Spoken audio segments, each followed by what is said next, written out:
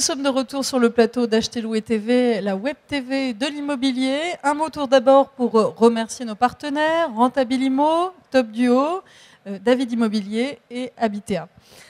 Alors notre table ronde est consacrée au marché de l'immobilier en Île-de-France. Avec nous sur ce plateau, Éric Patural, bonjour. Vous êtes fondateur du réseau Habitea. À côté de vous, nous recevons Franck Signé, bonjour. Bonjour. Vous êtes responsable de la région Val-de-Marne pour le réseau Orpi, c'est bien cela? Tout à fait. D'accord. À ma droite, je reçois Jean-Michel Amou, bonjour. Bonjour Gaël. Vous êtes fondateur du réseau Agentis. Tout à fait. Et à côté de vous, nous avons Rodolphe Courceau, bonjour. Bonjour Gaël. Vous êtes directeur commercial associé sur les agences du 92 et du Val d'Oise du réseau Connexion. Alors, Connexion Immobilier. Connexion Immobilier, autant pour moi. Donc, d'ores et déjà, j'aurais voulu faire un petit tour de table pour que chacun d'entre vous nous présente brièvement son activité et son réseau. Éric Patural. Donc, Éric Patural, voilà, je dirige et anime le réseau Habitea. C'est un peu plus de 30 agences, bientôt 32 en Île-de-France et un peu plus de 700 ventes par an. Donc, plutôt est parisien, c'est ça? Nord-est, sud-est parisien. Sud-est parisien. D'accord. Franck Signé. Alors, l'Orpi est une coopérative. Je représente le Val-de-Marne. Et en Île-de-France, nous sommes un peu moins de 200 à l'heure actuelle. Merci beaucoup. Jean-Michel Amou. Moi, je représente le réseau Agentis. Nous avons été créés en 2007. J'ai actuellement une trentaine d'agences également. Et je suis directeur de ce réseau. Voilà. D'accord. Et enfin, Rodolphe Courceau. Connexion Immobilier. Je représente les agences du 92 et 95, Hauts-de-Seine et Val d'Oise, sachant qu'au total, nous avons 33 agences sur Paris et ces deux départements. Voilà, nous faisons tous les métiers de l'immobilier qui sont donc la gestion locative, le syndic et également l'expertise. Et vous aviez une autre activité aussi dont vous vouliez parler, il me semble? Non, ce sont ces trois Tout activités qui c'est déjà beaucoup de travail. Alors, évidemment, première question rituelle, on va dire, la question des prix. Alors, le marché Île-de-France est particulier, on le sait, il n'est pas forcément représentatif du reste de la France. Néanmoins, on s'attend à une stagnation des prix, voire certains prédisent une baisse des prix dans certains secteurs. Alors, qu'en est-il? Quelles sont vos perspectives? On va commencer avec Éric Patural. Alors, il y a une tendance très légère à la baisse, surtout sur les propositions sur les offres, mais pas encore très flagrante sur les prix proposés à la vente. D'accord. Chez Orpi, quel est votre constat? C'est un petit peu la même chose. On a des produits qui ne baissent pas du tout parce qu'ils sont rares. Et on a par contre effectivement un fond de fichiers, on va dire ça comme ça, qui a du mal à partir parce qu'un peu surcoté, peut-être moins bien présenté, et effectivement en grand nombre. Voilà. Donc on peut dire que le marché est assez impitoyable pour les produits qui ont des défauts aujourd'hui. C'est partout pareil. Oui. On n'a pas de solde dans notre métier. On a un marché, effectivement, avec l'implication forte des banques. Et puis il y a surtout le moral de nos clients. Et je pense que c'est ça le point sur lequel on doit insister. Et chaque pot trouve son couvercle, disait quelqu'un, un paysan dans ma famille. Très jolie image. Alors pour moi, je dirais exactement la même chose, hormis que pour l'instant, nous n'avons pas de baisse, pas proprement dit, des prix, mais une chute du nombre de volumes, due sûrement à une crise économique et une crise de confiance. Très bien. Chez Connexion Immobilier? Chez nous, Connexion Immobilier. Donc effectivement, il y a une baisse depuis 2-3 mois, mais en même temps, moi j'ai l'impression, l'intuition, et en fait j'aimerais toucher du bois, que c'est conjoncturel, lié beaucoup à la macroéconomie, toutes les mauvaises nouvelles qu'on entend tous les matins sur BFM, ou dans l'attente des élections également. Je crois, moi personnellement, qu'on risque d'avoir un rebond très rapide après les élections. Pourquoi? Parce qu'en réalité, je me baladais ce matin à Rueil-Malmaison et j'étais effaré de voir que tout le centre-ville est en R+1, R+2, toujours aujourd'hui, et que donc la demande est là, mais l'offre est toujours très faible. D'accord. Alors peut-être qu'on va voir un petit peu plus dans le détail quelles sont les opportunités à saisir sur chacun de vos secteurs. Alors quelques opportunités, je sais bien que l'Île-de-France est un marché tendu, donc j'imagine que les opportunités très intéressantes sont relativement rares. Néanmoins, est-ce qu'il y en a sur votre secteur Habitea? Pas encore, non, pas encore vraiment. On ne peut pas dire aux acquéreurs de se précipiter. Non, voilà, on ne va pas dire que c'est le moment d'acheter, comme certains l'avaient fait paraître. Non, ça reste lent, la baisse est lente, il y a beaucoup d'immobilisme dans le marché actuellement. Donc il faut effectivement persévérer puis faire des propositions. De temps en temps, ça passe bien. Est-ce que vous sentez vraiment cette crise de confiance, cet attentisme? C'est quelque chose que vous ressentez? Oui, parce que nos clients doivent être avant tout solvables. Hein. C'est évident que c'est des clients qui empruntent. Hein, plus de 95-97% des ventes, c'est avec emprunt. Donc si on n'est pas employé ou si on n'a pas un travail, on ne peut pas emprunter. Donc c'est quand même une quantité de clients non négligeable. Ce qui fait que quand le chômage augmente, c'est évident que pour nous, les parts de marché se resserrent. Franck Signet, qu'est-ce que vous constatez? Alors, je crois franchement que tout part de la confiance. Là, les gens attendent parce que voilà, ils ont chacun leur poulain dans la tête avec l'élection. Donc, on a à chaque fois cet attentisme qui nous coûte cher parce qu'effectivement, on a une baisse de volume. Ça, à les constater. Par contre, tout le monde a besoin de se loger. On a quand même aujourd'hui sur ces 35% de gens qui sont obligés de faire pour des raisons professionnelles, pour des raisons familiales, pour des raisons diverses et variées. Donc les obligé divorces, de bouger. Évidemment, oui, on a vu aussi qu'en naissances. Ile-de-France, ça augmentait pas mal. Ouais. Donc en fait, dans toutes les périodes de tension, tout ce qui est un petit peu fragile cède. Donc en fait, nous, en tant que professionnels, on doit effectivement être là pour rassurer nos clients. Parce qu'en fait, on a toujours une raison de ne jamais rien faire dans la vie. De trouver toujours une bonne raison. Et c'est jamais le moment. Hein, même changer une voiture. Donc changer de maison, c'est pas la même chose. C'est un peu plus lourd. Mais même pour les locations aujourd'hui. Et là, justement, quand on regarde le portefeuille de nos clients, qu'ils soient locataires ou propriétaires, on se rend compte qu'ils sont déraisonnables, qu'ils ont vraiment perdu confiance et perdu pied sur la réalité de ce qu'il faut faire pour acheter correctement, pas rater son premier achat, réussir son deuxième, et après investir, avoir un schéma de vie, avoir effectivement cette solidité dans la construction de son patrimoine. Effectivement, l'objectif de la retraite, c'est quelque chose aussi qui inquiète les gens. Alors nous, on doit les rassurer, nous sommes des professionnels. À partir du moment où on doit donner le bon cap, on doit être là, parce que de temps en temps, il y a des tentations de faire autre chose avec son apport personnel que de le mettre de côté pour payer une partie des frais d'achat, des travaux, etc., la remise en état de son logement. Voilà, je crois qu'en fait, l'objectif que nous devons avoir vis-à-vis de nos clients, c'est effectivement un objectif de conscience et de solidité et de sérieux. Voilà. Et ensuite, on verra qu'effectivement, même quand les affaires sont compliquées pour les banquiers, ils ont envie d'avoir des fonds propres. Donc les gens qui viennent avec leur épargne sont encouragés, ont des meilleurs taux, qu'effectivement, du coup, nous avons confiance en eux, ils peuvent avoir confiance en nous, et les bons produits arrivent, puisque le propriétaire qui veut vendre, il veut acheter en même temps. Donc si on lui propose un bon client, il ne va pas hésiter à racheter derrière. Et on a réamorcé la pompe. Notre objectif aujourd'hui, à tous, en tant que professionnels, ce doit être celui-là. En tout cas, chez Orpi, c'est le cas. Et on a même vu que pour l'Île-de-France, aujourd'hui, il y a, avec la recherche par temps de transport sur notre site, une énorme demande par rapport à ça. Les gens veulent se rapprocher de leur lieu de travail, ou au moins avoir des moyens d'action pour aller plus vite chez eux, que ça leur coûte moins cher. On voit bien le prix de l'essence, etc. Donc il y a une prise de conscience nouvelle. L'élection va faire que 50% des Français vont être déçus, les autres vont être très heureux, et le temps va faire que, à mon avis, avec la loi de finances 2013, tout le monde devrait revenir à quelque chose de normal. Mais en attendant, parce que ça va faire une bonne année, il va falloir être là, nous, donner les bons conseils, bien orienter les gens. Très bien. Jean-Michel Amouche et Agentis, vous ressentez aussi cette nécessaire mobilisation des professionnels? Tout à fait. Alors d'abord, en ce qui concerne les opportunités, il y en a et il y en aura toujours. Tout dépend de la motivation des vendeurs. Ça peut se traduire par des successions, des héritages ou même des divorces. Maintenant, aujourd'hui, l'offre et la demande est primordiale. Comme on le disait, on n'est pas encore dans une offre qui a énormément augmenté. On est dans une offre encore qui est peu soutenue. Par contre, les acquéreurs, eux, ont pris conscience de l'importance de l'achat et sont beaucoup plus méfiants. Ce qui fait que si la tendance venait à s'inverser et que le marché s'inversait également, on aurait des opportunités plus importantes, ce qui n'est pas le cas pour aujourd'hui. Rodolphe Courceau, chez Connexion Immobilier. Quelle était la question ?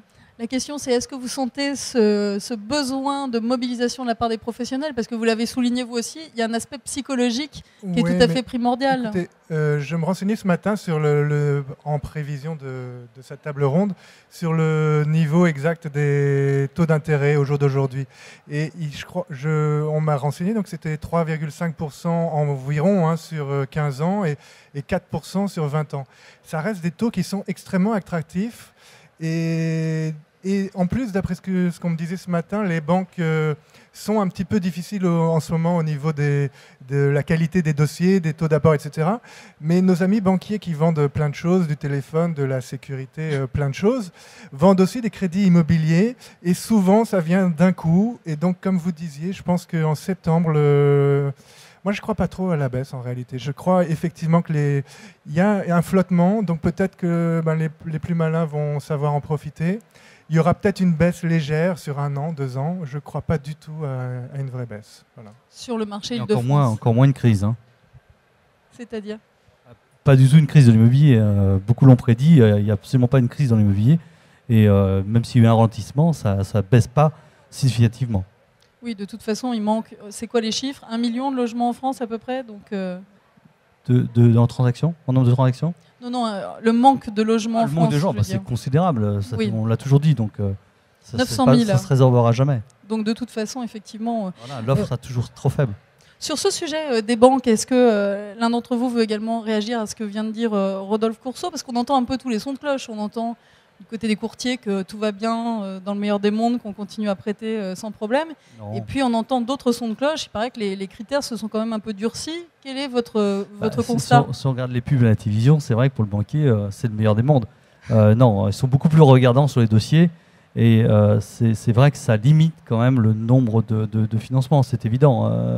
110%, il n'y en a plus. Des durées de 30 ans, il n'y en a presque plus. Donc l'acquéreur a perdu en solvabilité, c'est évident. Vous voulez réagir là-dessus? Pour la banque, c'est exactement le cas. Aujourd'hui, le taux d'endettement est de 33% par rapport à un salaire. La banque hésite énormément à dépasser ce taux ou très rarement à ce taux-là, surtout pour les primo-accédants ou les personnes qui n'ont pas un travail depuis une longue date. Donc aujourd'hui, il est sûr que ce serait très très très agréable que la banque puisse évoquer des mesures pour ces gens-là, du moins pour les personnes qui désirent acquérir pour la première fois. Tout à fait. Alors ces dernières années, on a vu être mis en place un certain nombre de dispositifs d'aide à l'accession à la propriété. Certains sont en passe de disparaître, certains ont été restreints. Quel est votre regard à vous, professionnels de l'immobilier, sur cette question? Est-ce qu'il y a des choses qui devraient perdurer? Est-ce qu'il y a des choses qui ont bien fonctionné par le passé?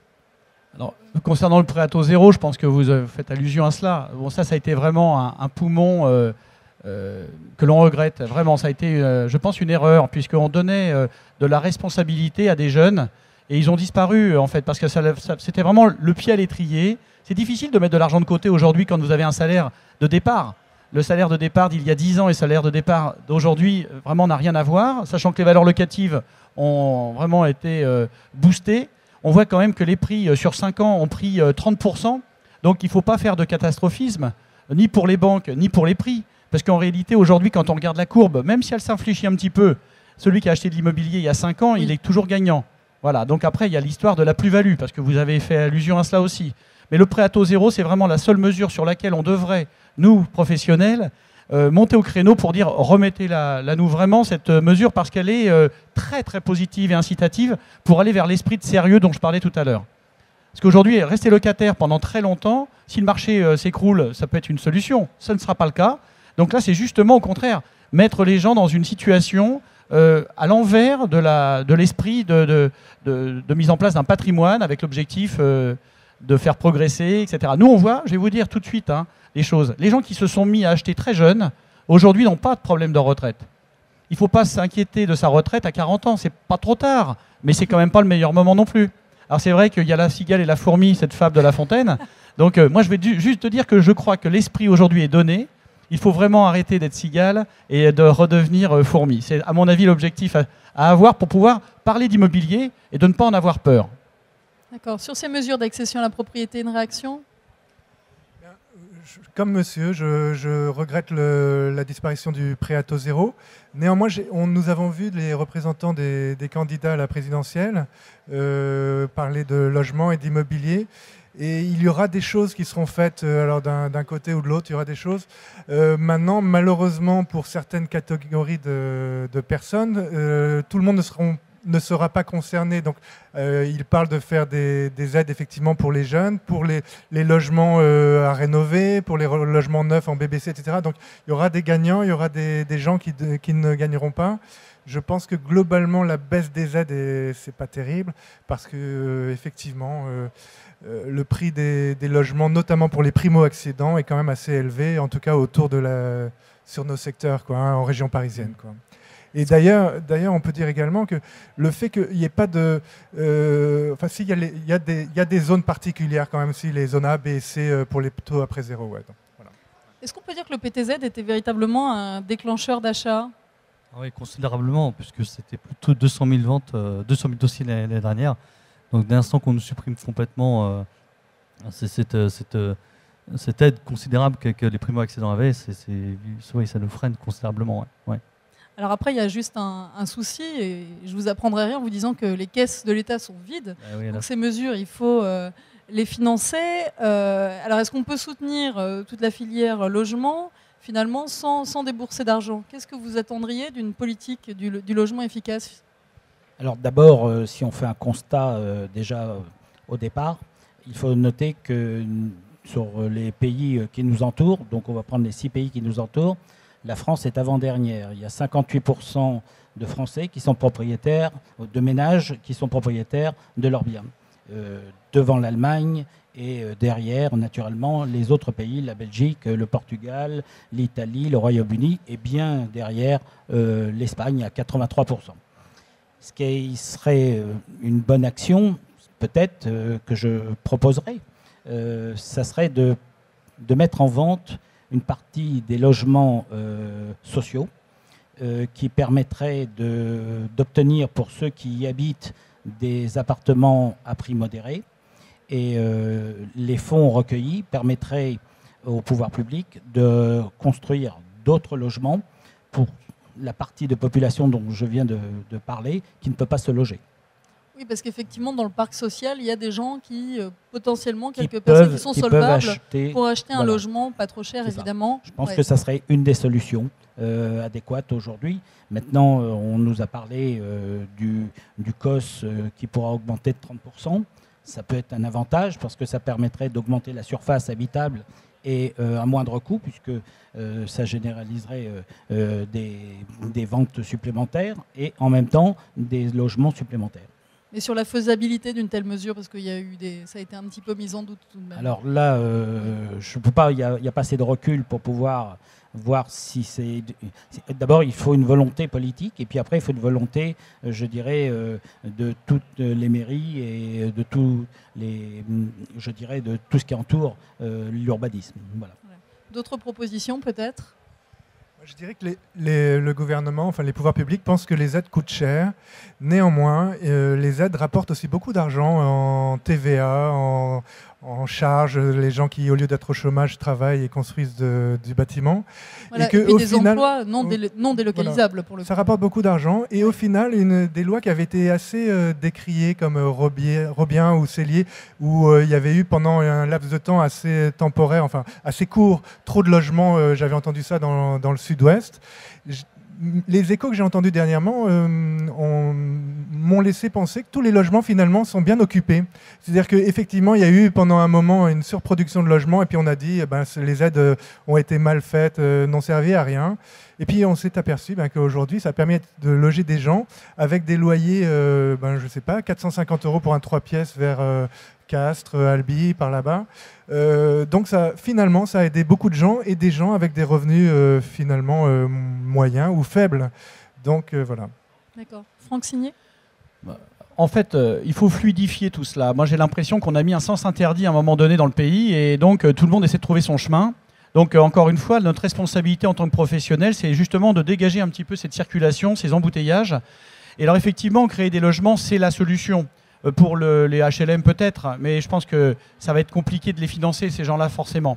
Alors, là, aujourd'hui, là où on a vraiment, nous, un objectif, c'est effectivement de fluidifier. Pour fluidifier, il faut effectivement des logements. On a un déficit qui est presque d'1 million de logements. Hein. C'est 900, 920, ça dépend des années. C'est considérable. Et je suis d'accord avec vous en disant que si on construit du neuf, on va pouvoir débloquer la situation parce que même si ce sont des investisseurs qui aujourd'hui sont de moins en moins importants en nombre, on a vu aujourd'hui que sur certains programmes, ils étaient majoritaires dans le sud-ouest, Toulouse, etc. Mais ça, ce sont des choses qui ne se reproduiront pas, je ne pense pas. Parce qu'effectivement, il y a une volonté politique de ne plus le refaire. Mais par contre, le fait de donner envie aux gens de devenir propriétaires, là, on va dans le bon sens, parce qu'on les responsabilise. On les responsabilise complètement. Notre côté, encore une fois, en tant qu'agent immobilier, on est juste en banlieue, on est juste là à l'écoute des uns et des autres. Mais même nous, en tant que consommateurs, on est clients. Moi, ça m'arrive de temps en temps d'être opéré par un bon chirurgien, je préfère.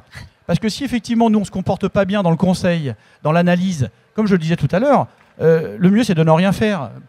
La nature humaine, elle est comme ça, hein, on reste dans son coin. Mais par contre, si on s'ouvre un tout petit peu et qu'on regarde, mais comment se fait-il? Pourquoi il en est arrivé là, celui-ci? Pourquoi il a une maison de campagne? Pourquoi finalement, est-ce qu'il est réellement propriétaire de sa résidence principale? Mais comment il a fait? Parce qu'en fait, effectivement, il faut avoir cette conscience. C'est très compliqué. Aujourd'hui, il y a un problème social, mais c'est très intéressant parce que en fait, c'est philosophique pour ainsi dire. On veut tout de suite. On le voit bien dans nos enfants, ils sont toujours un peu capricieux. Et quand on regarde effectivement nos grands-parents, on les écoute un tout petit peu, c'est eux qui ont souvent raison, qui disent « Mais tu te souviens, quand on avait la boîte en fer qui était remplie, on achetait la voiture. Aujourd'hui, il faut juste rentrer dans un garage, s'asseoir, signer deux feuillets, et vous choisissez la couleur. » Donc c'est juste un problème de mentalité. Alors on va s'adapter, parce que la nature saura le faire. Mais encore une fois, il faut qu'on ait cette responsabilisation. Et franchement, très honnêtement, moi, on a des clients tous les jours qui viennent nous voir, ils sont vraiment à la demande de ces conseils. On ne peut pas faire autrement que de leur donner maintenant. Hein. On ne peut pas arrêter en cours de route. Il faut vraiment qu'on soit qualifié. Moi, simplement, ce que je dois vous dire, c'est que nous sommes des professionnels. On est là aujourd'hui sur achetezlouer.fr TV. Donc, merci de votre invitation. Ça me donne l'occasion de vous dire quand même que notre métier est un métier qui a son importance. Il faut qu'il soit bien fait. Il faut que notre capacité professionnelle soit rénovée. Que les collaborateurs soient des gens compétents, formés et qui sachent exactement ce qu'ils disent et pourquoi ils le disent. On parlait des banquiers tout à l'heure, mais les banquiers sont des gens qui ont des difficultés financières. Le jour où vous avez, vous, un problème dans votre gestion quotidienne, est-ce que vous allez repeindre la maison? Ben non. Alors un banquier qui a effectivement une tuile, pour revenir sur l'immobilier, eh ben, il n'aura pas besoin, il ne pourra pas investir, il ne fera plus de crédit à 110%. Mais au moment où je vous parle, il y a des gens qui prêtent à 38% d'endettement et du 110% sur 25 ans sans aucune difficulté. On l'a fait ce matin, avec des gens qui avaient les moyens de rembourser et qui savaient bloquer à tout moment leurs prêts. Donc ceux-là voulaient rentrer dans la danse. Ils savent que l'immobilier est stable encore pendant une bonne année, que cette stabilité, s'ils restent locataires, ils vont perdre de l'argent. Ils ont préféré investir. C'est juste un exemple que je voulais vous donner. Donc on est vraiment dans un tournant. On a effectivement plein de façons de consommer, mais au moins, faisons-le sérieusement et donnons les bons conseils. C'est très juste ce que vous dites, et malgré tout en France, on est resté encore loin des excès qu'on a pu constater, par exemple aux États-Unis ou en Espagne, voilà, beaucoup plus proche de nous. Alors ça, c'est intéressant ce que vous soulignez, c'est vraiment cette nécessaire professionnalisation des professionnels, c'est un peu redondant comme formule, et ces soucis de formation permanent. Alors j'imagine aussi, messieurs, que dans vos réseaux, c'est un vrai souci. Aujourd'hui, on ne peut plus faire votre métier comme avant. Non, majeur. La formation, c'est un objectif prioritaire. On doit absolument se former, se reformer. Si on oublie, c'est évident. C'est impossible d'exercer ce métier sans une bonne formation. Impossible. Comment ça se traduit chez vous, messieurs? Alors, pour ce qui nous concerne, nous avons créé notre réseau en 2007. Et 2 constats avaient été faits à ce moment-là. Le premier des constats, c'était, on va dire, tout simplement le manque de services et le manque un petit peu de suivi. Et le deuxième constat, c'était la carence et l'inadéquation des formations immobilières. Donc nous avons mis en place un outil informatique exclusif, adossé à une méthodologie et à un suivi de tout ce qu'il faut faire pour qu'un client ait une traçabilité du travail qui a été fait.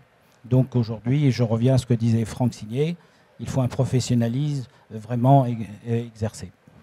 Rodolphe Courceau, plus de professionnalisme, plus de services chez Connexion Immobilier? Bien sûr, bien sûr. C'est un objectif pour l'ensemble des agents immobiliers sérieux, enfin dignes de ce nom.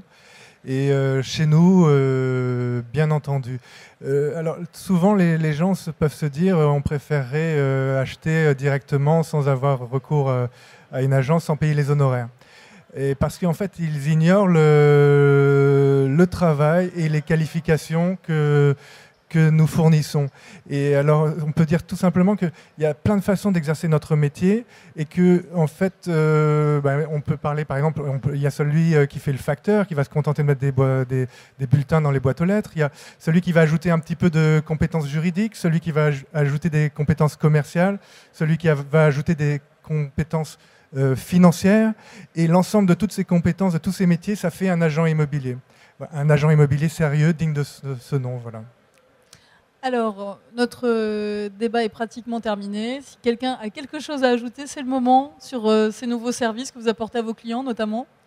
Oui, alors c'est effectivement, on se creuse beaucoup la tête pour développer les services, tant pour du ménage, un entretien de jardin, des partenariats locaux aussi. Beaucoup ont développé énormément ça. On a une carte chez Habitea, une carte club, et on la met très très en avant pour développer tout le temps le service. Et je pense que cette année chez Habitea, on a décidé d'être totalement indispensable pour nos clients. Franck Signé, un mot ? Alors pour Orpi, en fait, on s'est rendu compte très simplement qu'un client que nous avons, nous ne souhaitons pas le perdre et on l'encourage, on l'aide dans son schéma de vie à continuer à bien comprendre le bon moment pour pouvoir faire les achats immobiliers qui correspondent à sa situation. Nous, on se rend compte qu'effectivement, la compétence, le suivi, c'est ce qui va le rassurer. On parlait du capital confiance. Là, si vous écoutez la télévision, la radio, vous êtes dans la zone rouge. Mais à partir du moment où vous réfléchissez un tout petit peu... sur le dos des journalistes. Non, mais c'est vous qui diffusez l'information et c'est nous qui la subissons en tant que client. On ne l'a pas inventé. Hein. Mais le non, triple A, on ne l'a pas inventé non plus. Tout à fait. Mais justement, alors, la crise, ça peut être un espoir aussi parce que justement, tout le monde s'affaiblit. Oui. Savez-vous que le Tour de France ne se gagne pas sur une étape de plat, hein. Le Tour de France se gagne dans l'Alpe d'Huez. Donc c'est là où c'est le plus dur. C'est le moment, justement. Et c'est là où effectivement. Bien cette métaphore, Franck Signé. Tout à fait. Ou alors, on a bien vu la France essayer de faire le Grand Chelem, mais finalement, c'est pas eux qui l'ont fait. Mais donc, à chaque fois, une équipe, un homme, etc. C'est juste une bonne connexion, mais surtout avec un bel espoir. Moi, je suis pas inquiet du tout. Je dis simplement que c'est un moment, c'est une tempête, mais encore une fois, il faut avoir du vent pour faire avancer le bateau. Donc là, on a du vent. Alors, il faut faire attention de ne pas chavirer, ça c'est sûr et certain. Mais il faut que tout le monde soit bien groupé et conscient de la force de l'autre. Et le client, justement, s'il n'est pas rassuré, il ne fera rien. À partir du moment où nous, on saura le rassurer, lui donner les bons outils, il choisira le moment. Mais par contre, on lui donne toutes les bonnes cartes pour réussir. Et je peux vous garantir que ça fonctionne si on les écoute bien. Bon, eh bien, écoutez, nous allons terminer sur ces très belles métaphores montagnardes et maritimes, n'est-ce pas ? Avec une note d'espoir, et c'est vrai, c'est important aussi de donner de l'espoir aux gens. Merci beaucoup, messieurs, d'avoir accepté l'invitation d'Acheter Louer TV. Merci d'être venus sur ce plateau. Et nous, on se retrouve dans pas très longtemps pour de nouvelles interviews. Voilà. Merci.